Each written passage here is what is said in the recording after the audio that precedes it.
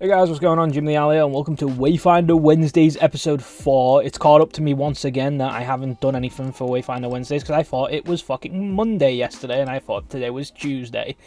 Don't know why. I'll get used to it eventually. But the new update came out, Call of the Void, the new live event. I don't know how much of a live event it actually is. I don't know if it's sticking around or not. I haven't got a fucking clue, but I'll get into all that in a bit. There was loads of bug fixes, 2 new missions, 1 new live event, 1 hunt, and 1 new weapon. The bug fixes of themselves is massive. I'll put some on the screen that they posted on the Discord. There is a massive amount of bug fixes, and a lot of them are doing good things. They're not. I haven't seen any nerfs across the board. They said they did some tweaks, but I haven't seen any nerfs or anything like that. They haven't listed what the changes are in that adjustment, but it didn't feel like there was anything wrong with any of the weapons I was using. Everything just felt strong. If anything, I felt stronger than I normally do. So that was nice. So let's just jump straight into what the patch was, my little adventure through it, and my thoughts and opinions. We're going to do this in an ordered structure. First, you get hit with the live event straight on your screen, so we'll focus with that first, then move on to the quest. Halfway through the quest, I did the boss, and then go straight back to the end part of the questing, and then my thoughts and opinions on the whole thing.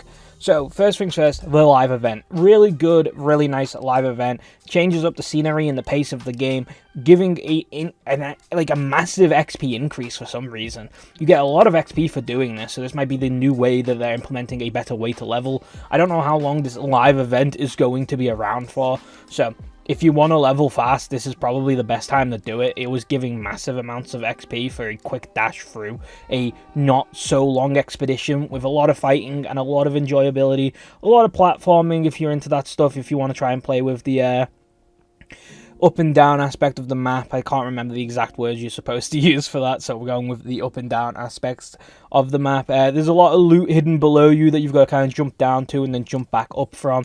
It's really fun. I'm enjoying the Gloom expeditions a lot more than I thought I was going to. It's definitely not another throwaway expedition that looks similar to the ones we're already doing. It has its own personality and its own differences, and it's a fun romp through an expedition that I haven't really had in a while, because the expeditions that you currently have get samey very quickly, because they all have the same kind of feel to them. All the ones in Reaver's Woods all look the same. All the ones in the mines look the same. All the ones in like the beginning area all look the same. So it's nice to have some sort of difference there, and that really increases the value of play for me. Having it out in the open world as well is a nice change of pace to not instantly have everyone just clamor to the Gloom in spawn and just stand there aimlessly. Having people go out of their way to go find this is great. I would like, however, when this content, either if it doesn't leave, if the content once it becomes like old, to move it into the Gloom. That would be really nice. I think this is a way to do this going forward. Any newer content that you want out in the open world that's an expedition, have it there for its current content patch, and as soon as it becomes old content, move it into the Gloom to make it easier for people who, don't really want to be going out there to get that old content stuff anymore, can get it easily and more attainably through the one-stop shop that is the Gloom in spawn and like Skylight. But overall, this is a really nice expedition.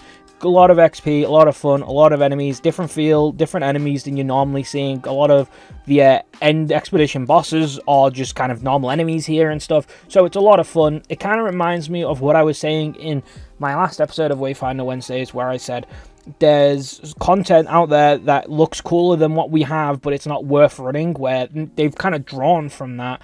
And the Gloom tears you could find out in the open world beforehand were really cool content that wasn't worth doing. Now they've took that like cool content and put it into a different type of content, which is just a normal expedition, but it's much more funner to do. I do like this live event a lot, and it seems like if you want to level now, assuming they've fixed the bug with the boss that you just made jump off the map, it's probably going to be the fastest way to level. So if you want to level someone now, best time is just to get running that expedition and get grinding. And it also is a fast way to grind the shards that you use to craft the imbuements and stuff, because that's what is dropping from the ores in there. So overall, just a fun little expedition that improves some of the grind and is just a nice change of scenery. Next on the chopping block is the quests they added. There was 2 quests. One is the expeditions that leads to a boss fight, and the other one is the open world that leads to the open world boss fight. We'll start with the expeditions and move over to the open world one. On the expedition side of things, I think it's a perfectly fine quest line. It's not breaking any boundaries. It's not making anything new happen. Overall, it's a very, Wayfinder quest.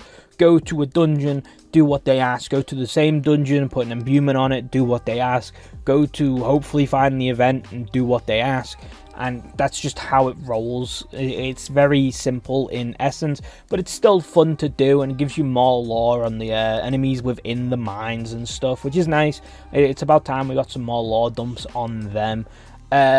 The only thing that really confused me was the hidden wall that they did for the quest. There is one singular tile of wall that is a movable object, but the quest doesn't point to that. It points to the room behind it. So I couldn't figure out for the longest time which wall was the one that was going to lead me to this room.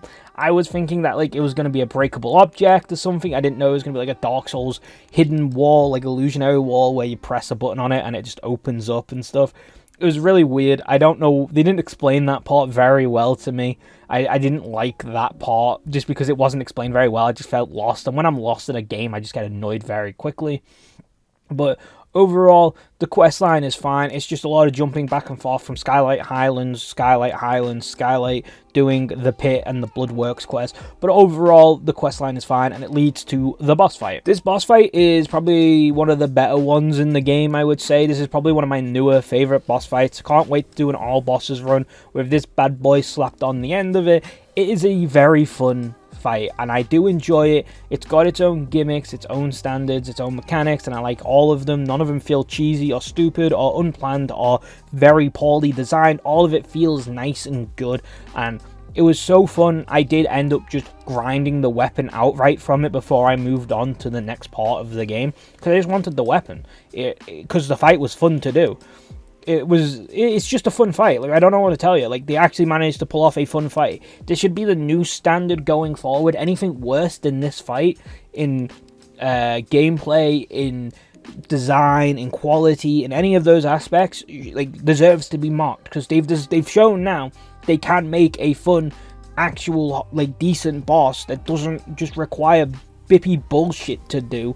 No looking into chests, no taking damage to get to the 3rd phase. A generally nice and cool boss fight that is fun to do. It's a nice change of pace. I do like this boss fight, and this should be the quality they looked for and strive for going forward. It's not great, it's not breaking any boundaries, it's not changing up the game, but it's good, it's decent, it's a good starting point for bosses going forward. Let's talk about the weapon while we're here. I did grind it straight off bat because I did enjoy doing the boss. I thought I might as well get the weapon just so I could get everything this content patch had to offer. I enjoyed it. I don't have any complaints about the weapon. It is a generally fun weapon. Senjay would have benefit from having this sooner rather than later. The weapon itself is a fun weapon to use as a two-handed weapon. It has a slow attack, but it hits like a truck. It's heavy attacks and its charged attack and its special move that it does. All of it is really fun. Really lends itself to Senjay's playstyle from what I can see. I'm going to try running it on silo, so you might see some footage later on down the line of me using it on silo just to get a tryout for it and a feel. But overall, do generally enjoy this weapon, and I hope to see more weapons like it in the future. More well thought out, cool looking weapons. This weapon does look cool. I love the turning gears and the chains on it, the blades that keep turning around. It's just so good. I love it. Let's get to the final part of this content patch, though, the Highlands questline. So, the Highlands quest is short, simple, and sweet. It's literally kill goblins, kill a lancer, kill more goblins, and then go collect some stuff, then go do Prior. Now, if you know me, my experiences with Prior are not fun in the slightest. I don't like the idea. There's no timer on them. They did knock it down to 2 hours, but there's no live timer. I have no clue when he's going to come up. I have no clue when the last time he was killed. So you just end up world hopping back and forth between Highlands and Skylight, trying to get into a world where he's currently up and available to do. and it does ruin the game a bit. Like, people say you could just sit there and wait. Well, it used to be 4 hours, but now 2. But I don't want to wait there for 2 hours, because it could be a 2-hour wait, it could be a fucking hour wait, it could be 20 minutes. I have no clue, and I don't just have 2 hours to sit there and wait. I've got a girlfriend I've got to care for and stuff, so time has really helped me understand how long I've got to wait to do these things. So just randomly waiting around, hoping it's a 2-hour, less than a 2-hour late, is just not worth it for me. And so it's just server hopping. The biggest problem I have with this is they've changed the way into his boss room, and I don't understand why, and they didn't make any comment of it.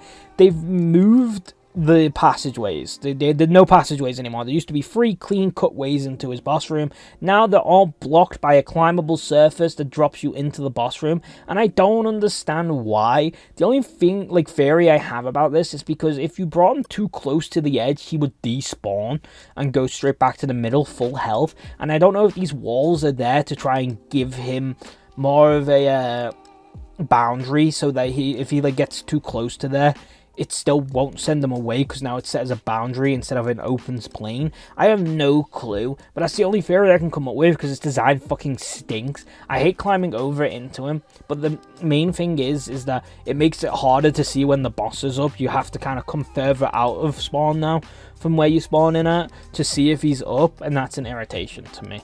But overall, it's just killing Prior. If there's a big group, it doesn't take long. You down him, you get your cool items, and then you go back to Skylight, give the guy the book that gives you a lore dump. So far, from what I can tell, these 2 quests were mostly just lore dumps on Strikers and Prior, because to be fair, we didn't understand how Prior got there. It turns out that the goblins summoned them in, like they do with the worms and stuff. They're just summoning creatures in to cause end-of-world tragedies.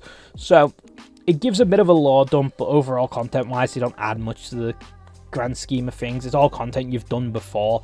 It's just now there's a reason to do it with a quest tied into it, which I think is good, because there was no reason to do Prior if you didn't want any of the weapons. So it's kind of content you would miss out on if you didn't know about him / want any of his weapons.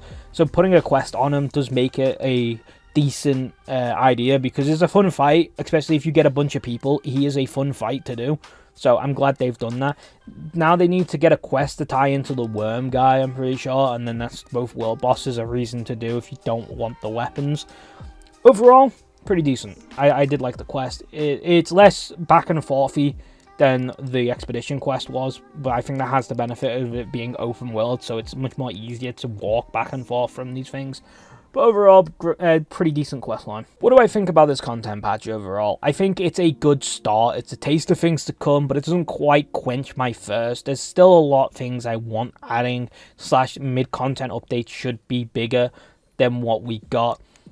You could make the argument, because we're so early on in early access, that they're just trying to get the game fleshed out for a full release, meaning stuff like the Prior questline, giving people reason to go do Prior without wanting to grind for like better items and weapons, means Prior isn't content that is only there for a select few people, but content that is there for anyone wanting to quest for it, meaning more people should show up to Prior, get to experience a fun boss and stuff that I do like. More quests that bring me into the fucking pits and bloodworks I'm not a big fan of. Granted, it adds some unique elements like the hidden door and stuff, but overall it's just experiencing the same things I've already experienced 100 times over, because I've grinded them 100 times over, but with a new slap of paint on it. It doesn't really add much to the plate. The new weapon is good. Again, I do think 1 weapon per content patch is fine. They don't have to blast me with loads of weapons, because you got to unlock the weapon and grind it up and get the echoes for it and stuff. So I'm not going to complain about that. I think the weapon adding is fine. I think the boss is fine. Overall, I think it's fine. It's just not a lot. It's just like a slight taste of things, and I'm hoping to see more. I want a full stomach next content patch. So I'm hoping that's what I get. My biggest complaint so far, and I'm going to save this for a completely different video, because it does need a whole video to itself, because I think it is mind-blowing that it's still like this. They've changed the Trickster events, but not in a good way. They've removed the chest one, which to me is probably one of the better Trickster events that you could get, which was he has 3 chests. I'm pretty sure this is the one they removed, because I could not get it to spawn. I did try and test this out. it spawns 3 chests, and you give them a key, and you just roll the chest. Infinite goes, doesn't matter how many goes it takes, until you get an item that is of winner's quality, which is either a accessory, his echo, or a trickster coin, which is very high value for crafting characters. And for some reason, they've got rid of that. They've added a new one in, which I can't find what that new one is yet. So it's all out on jury once I find what that is, how this video I make later on down the line is going to be. But their idea of fixing the trickster coin grind so far has to been increase the luck-based game from 5 to 10 goes, which means 10 keys can be sunk in, and I still don't get a reward because that game is highly fucking rigged for some reason, and I don't know why. I don't know what they are thinking on the trickster coin grind, but it's just not it, Chief. They really need to sort that shit out. But that's my biggest complaint, is the trickster changes. Depending what the new game is and where you find it, depends on if it fixes or breaks the trickster grind more, or helps it. Like, it depends. But overall, the content patch is fine. It's just not a lot, and I wanted more. But I don't know if that's me being greedy, or if that's just, like, not a lot of content there from what I mean, it's up to you. You guys tell me in the comments down below. Do you think this was a good content patch? Was there enough content there? You've seen my video. You've obviously might have experienced it by yourself already. Do you think there was enough there to take away from the time that we've waited for new content?